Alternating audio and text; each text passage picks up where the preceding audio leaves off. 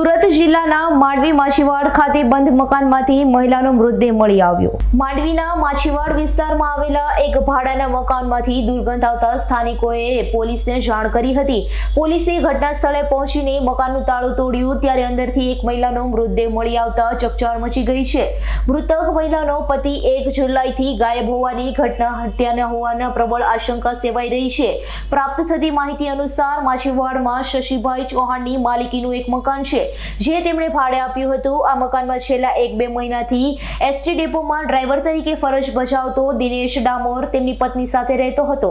છેલ્લા 2-3 દિવસથી આ મકાન બહારથી તાળું મારેલી હાલતમાં હતું। શુક્રવારે બપોરે મકાનમાંથી તીવ્ર દુર્ગંધ આવતા આસપાસના રહીશોએ પોલીસને જાણ કરી હતી। જાણ થતાં જ પોલીસ ઇન્સ્પેક્ટર સહિતનો સ્ટાફ ઘટના સ્થળે દોડી આવ્યો હતો। પોલીસે મકાનના દરવાજા પર લાગેલું તાળું તોડીને અંદર પ્રવેશી કરી જ્યાં મહિલાનો મૃતદેહ મળી આવ્યો હતો।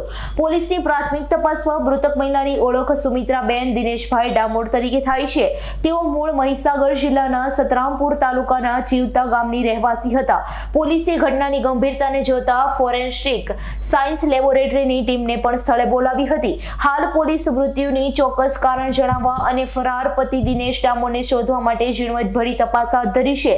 પતિ 1 જુલાઈથી ગાયબ હોય તો તેના પર શંકાની સોવાઈ સેરવાઈ રહી છે। જીતેન્દ્ર સોલંકીનો રિપોર્ટ S9 ન્યૂઝ માંડવી। અમારી તમામ માહિતીથી અપડેટ રહેવા માટે જોડાયેલા રહો S9 ન્યૂઝ સાથે।